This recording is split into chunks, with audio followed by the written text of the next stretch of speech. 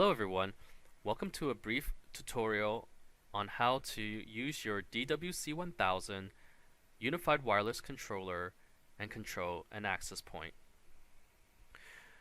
We begin by logging in with your favorite browser to the default IP address of 192.168.10.1, and it should bring you to the management page where you'll be prompted to enter your username and your password.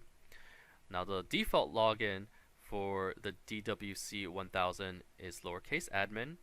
Password is also lowercase admin. And we go ahead and we click on login. In this page, you'll see the menu bar above Setup, Advanced Tools, and Status. Click on Status, and on the left side, you'll see the menu column Access Point Info. Go ahead and select the access point info, which will open up a submenu for the access point summary. When you purchase a new access point from D-Link, its network is defaulted to a different class. It's usually class A under the 10.9090 network. And this is already different than the DWC controller's default network. So what happens when you plug in to directly is that they don't see each other, and the DWC controller needs to set a DHCP server so that your access point can obtain the right network IP address. On your screen in front of you, you should see that the list of access points, you'll see no access points exist in the system. So to turn on DHCP server, you'll have to click on Setup tab at the top, and on the menu column on the left, select Network Settings and the LAN Setup Configuration menu. From here, you'll have the LAN IP address setup and the DHCP server settings here. In DHCP mode, notice that it's set to none. You want to change that to a DHCP server. And from here, you can set up whatever IP address pool you wish from the options below. I'm going to go ahead and save our settings here. Once it's saved, you'll see a confirmation notice at the top in red saying that the operation has succeeded. Oh, there it is. Now let's go back and let's click on Status. And let's go to our access points AP summary again. It'll still say no access point exists in the system while your access point itself is locating the DHCP. It's trying to obtain an IP from the DHCP server that you've just started.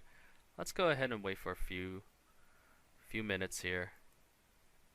Oh, there it is. It's populated. List of APs now show my MAC address of my access point, the IP address that the DHCP server has assigned to it, and its uptime, 7 seconds or so. Now, this is a brand new access point, so what we're going to do here is select it, and we want to click Manage. From here, you'll see the menu Valid Access Point Configuration, where you can set up the fundamentals of what its location is. In this example, I'm going to put it's a lobby. I can give it an authentication password, and I can assign which profile I wish to give it. At this point, I'm just going to leave it at the default. Scrolling down, I can also change what type of radio I want to use, whether I want to use the 2.4 gigahertz or whether I want to use the 5 gigahertz spectrum. I'm going to leave everything on its default, and I'm going to save the settings. It will pop up a window here which will basically says the following access point MAC address was configured, and this access point configure as managed will be managed at the next discovery cycle. Go ahead and click OK. Thank you very much for the information. And if we click refresh at this point, your status should show authenticated. Click it once more, and it'll populate the rest of the information here, like which radio it's on, which channel it's set at, and a third refresh, right about 18 seconds or so, you'll see that the status is managed. Once it's managed, your controller now has control of your access point. And from here on, you can set up different profiles and assign it different configurations as you see fit. This concludes our short video on how to have the DWC-1000 controller control an access point brand new from a box.